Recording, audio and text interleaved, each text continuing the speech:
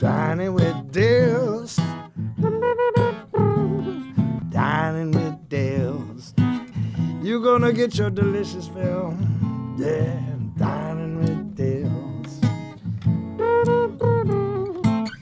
It's all good. Hi everybody, it's Peter Dills, LA's King of Cuisine. You're watching PBS Los Angeles. Today, we're gonna check out some restaurants in my hometown of Pasadena. Do you like barbecue? I certainly do. Robin's Woodfire Barbecue. Mijare's restaurant in Pasadena, one of the oldest Mexican restaurants, not only in Pasadena, all of LA. And then we're gonna travel south just a little bit to the Canoe House. They make a Mai Tai that is as close to the original Trader Vic's that I've ever had. It's Peter Dills, it's PBS. It's Los Angeles.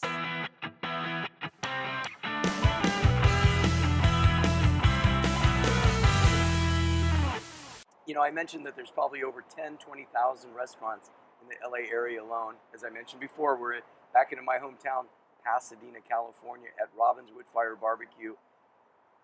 Incredible amount of barbecue right here on the table. We're not going to be able to eat it all, but I wanted you guys to see what real deal barbecue is all about. Robin Salazar, owner, barbecue expert, is here with me and checking out his restaurant. Robin, tell us how you got started in the barbecue business.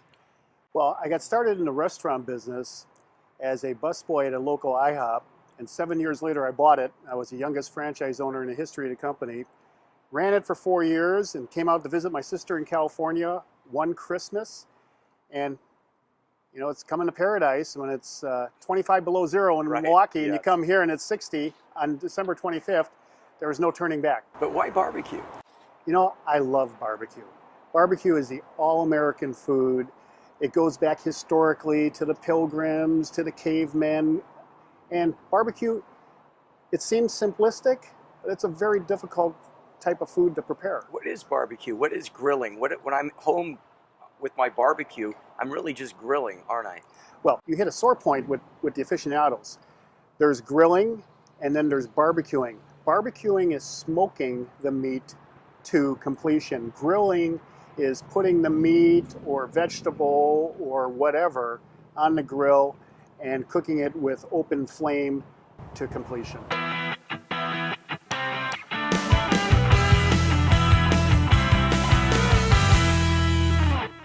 We took a little tour of your barbecue in the back.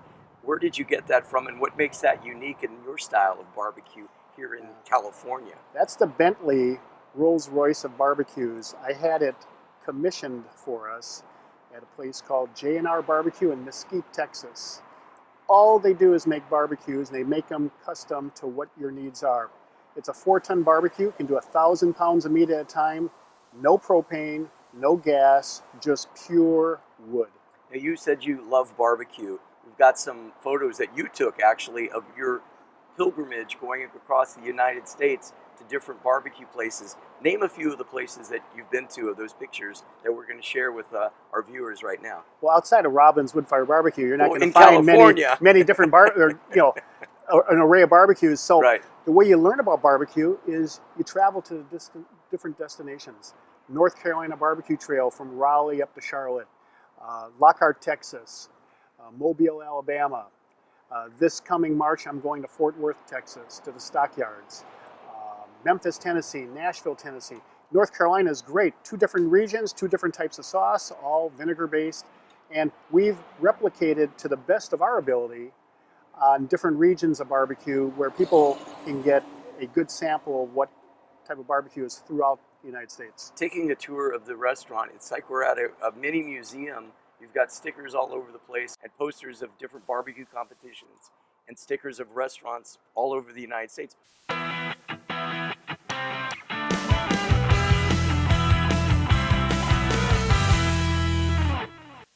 Where the heck did you get all those old signs? I mean, do they still make gentleman's beer? Let me tell you, when you travel as much as I have to these different locations, I always find myself at a flea market or a swap meet, and I'm on the plane trying to juggle this stuff home. You know, Robin's is like a gastronomic toy store. It's like a museum. And the beers, Schlitz, Blatz, Pabst. We do have Schlitz. We do have Pabst. Schlitz is hard to get. But some of the old ones, you know, they're just fond memories. You mentioned to me off camera that some people have actually come in here and offered you thousands of dollars for some of those signs that we've seen. Well, there's always a price, and there's always a deal, but it hasn't been good enough yet. All right, so Robin Salazar, expert on barbecue, does it himself, quirky restaurant, fantastic food, but now that's why we're here for PBS is the food itself. Now, over here you've got what you call the garbage can combo, which is a little bit of everything.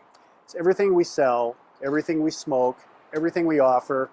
We have... Well, hold on. My editor, Michelle, gave me permission that I could eat one of the beef ribs while you're talking. And you do that, because Michelle's the boss. We have hot links that we have expressly made for us from Pete's Hot Links in South Central California, Los Angeles. We have spare ribs, barbecue chicken, smoked tri-tip, not grilled tri-tip like they have up in San Luis Obispo. This is everything that we do on one garbage can lid. I'll say that one clean garbage can lid, but by the time you finish, it'll be, you know, full of sauce and remnants of barbecue, and you'll want to take your bread and sop it up. Has anybody ever come in here and ate the whole thing by themselves, one individual? Yes. Not a family? No. So for those of you who are old enough to remember, my father, Elmer Dills, loved barbecue almost as much as you do. Is that true? Elmer Dills put us on the barbecue map in California. Tell him what he told you when he first came in here about how you know if it's real barbecue. KBC TV gave me some footage of when he came in here some 18 years ago. Elmer Dills told me, if you can't smell the smoke from a mile away, just keep driving, because it ain't going to be any good. Because of the economy, the all-you-can-eat restaurants are very popular right now, but sometimes all-you-can-eat's not a bargain. There has to be quality with it, and that's exactly what I found at Robin's in Pasadena. Robin's Woodfire Barbecue and Grill in Pasadena specializes in wood-smoked barbecue. Now, the wood used is hickory with mesquite coals. No gas in this process, just hickory that gives the meat that distinctive hickory and mesquite taste. Open the door to Robin's Smoker, you'll find a row of chicken and big, fat, spicy link sausages. Down below, slabs of pork ribs, beef ribs, and tender baby back ribs, all being slowly smoked for 2.5 hours. No flame reaches the meat, just the hickory and mesquite smoke. The young ones seem to enjoy digging into those ribs too, and yes, it is okay to lick your fingers and get your face smeared with barbecue sauce. Sometimes the kids don't want barbecue but prefer pizza. Hey, not a problem again. It's not all you can eat, but no kid should leave hungry. You know, eating barbecue ribs can get really messy. My advice, wear something red so when you drop the sauce on you, nobody will notice it. Robin, dig in on your barbecue. For now, it's Peter Dills on the patio at Robin's Woodfire Barbecue in Pasadena.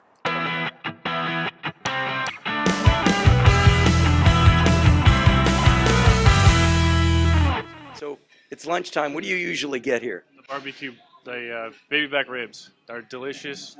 They fall off the bone, easy to chew, absolutely incredible. Something the best in town. The ribs, anything, it's all good here.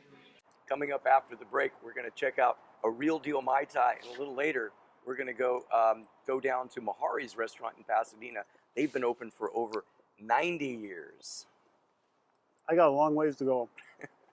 Hi everybody, it's Peter Dills, and you're watching my show, Dining with Dills, right here on KLCS, PBS for Los Angeles. I really hope you're enjoying the show. I got a question for you. Are you hungry yet? Well, that's the idea of this program. We've got a lot of other programs right here on KLCS, and we all have one thing in common. We want to bring you quality programming, but we need your help. We need your donation, your contribution to KLCS. It's easy, and you know what? It's all helpful. Whatever you can spare, $10, $25, $30, $50, please go to our website, klcs.org, and make your contribution today.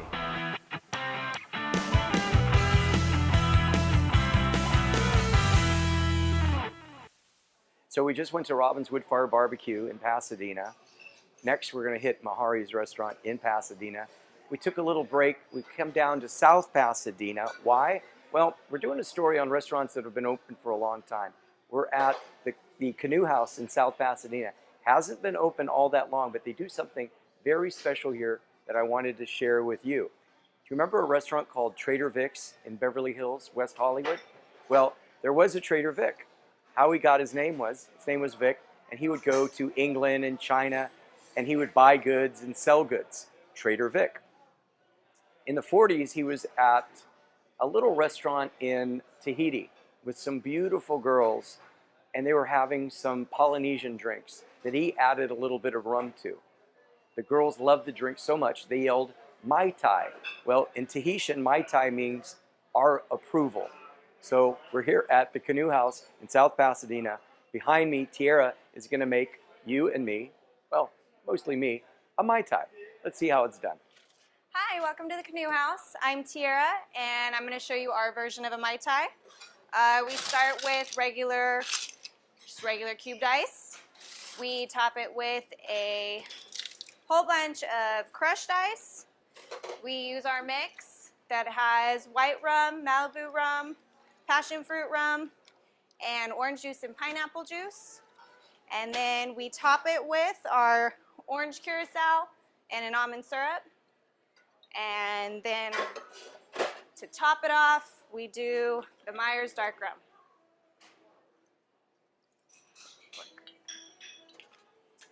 And then we garnish it with a cherry and a pineapple. Our Tiki Mai Tai. From barbecue to Mai Tais to Mexican food, but not just any Mexican food. There is a story here. We're at Mijare's Mexican restaurant here in Pasadena. They first opened in 1920. By my calculations, that's a long time. In fact, it's the oldest restaurant in Pasadena today. We're going to sit down with Arlene. She is one of the family members. We're going to talk about the history. We're going to talk about food. We're going to talk about recipes. We're going to learn more about Mijare's Mexican restaurant.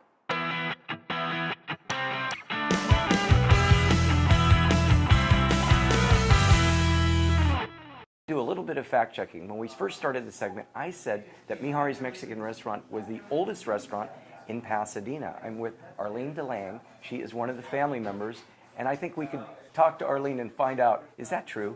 I think we are, Peter, 96 years this year, and we've had some great restaurants. Many of them have closed, but I believe we still are, yes. So if you walk around the restaurant, you've pretty much chronicled the history of the restaurant through newspaper articles and photos, just walking through and just being in this room here with you right now, Arlene. I've learned so much about Mijare's. We've been looking for restaurants that have been open in LA for a long time, and Mijare's, you said it's going to come up on 100 years soon. Oh, well, God willing, yes. Right. So take us through the history of the restaurant. Okay. How you started. I know there was a fire at one point. Yes. Well, my late grandmother, my maternal grandmother, Jesusita Mijares, this is a vestibule leading into her former home, which is now our banquet room, came to Pasadena in 1918, and she had a couple of sisters in LA, and she loved it, and she started the business on South Fair Oaks and Pico. She started a tortilla factory, tamale factory. Women started coming over and taking food to go. There weren't a lot of places to go and eat or caterers, and that during that time. There's a lot of interesting history, which you can maybe read about. I'm trying to do a book. I'm trying to get through that. Right. But anyway, the family, Grandma saw this piece of property. She borrowed $4,000 from a doctor and $4,000 from a man that owned a garage. $8,000, she bought this acre of land, and it was plenty of room for 3 families, 3 of her children. It was kind of like a big compound. There was this building here that served a great purpose for the tortilla factory, the tamales, and extended into kind of a Mexicatessen and restaurant. So you ate on picnic tables in the front, you had food to go, tamales. Everyone from the children from Garfield School to the fire department came to get food to go and to eat here. And it just established itself. And then, as you said, family working here. And I'm 3rd generation. And my mother, Alicia, still runs the Sunday brunch. Right. She's going to be 85. And so what happened in 1979, yes, we did suffer an arson fire. We were very much underinsured and almost caused the death of my grandmother. But my grandmother insisted, and my mother together, they put a plan of action, and they got the restaurant going again. So Grandma got to see the restaurant open, and we seat 600. Yeah. 19 years ago, we turned her home into a banquet room, and it has just been, it's served so many thousands of people with parties and of every celebration. And so we're real proud of the legacy that she's left us, and we're really proud of the example my mother gives us, just hard work and just try to stay on top of what's going on in the food business and keep up the quality. Well, speaking of the quality, tell us about the recipes, the food. What happens in the kitchen? What has changed over the years? Well, basically, we've only had 5 chefs. And as you knew, my late father, Smiley who was yes. one of our chefs. And we've had Chef Campos for over 25 years. But I think the secret, yes, we were passed down the recipes from Grandma Jesucita, but she insisted that we continue to cook with a molino. And this is, the translation would be a mill, and I can show you in the prep room. They're giant volcanic stones that need to be sharpened from time to time. They're in a machine which grinds, so our chilies, our sauces are stone ground. So that's the difference in a blender versus cooking. It would be the old way in Mexico when they do the metate or the molcajete. So that is something that we've stayed with, and we'll continue to. It's more laborious, but we just want to get that flavor. So that's what makes our enchiladas so good. PBS, we did it again. Mijare's Mexican Restaurant history. Let's go into the kitchen. Let's see what she's talking about, and then we'll finish up our segment. Maybe I'll get a bite to eat.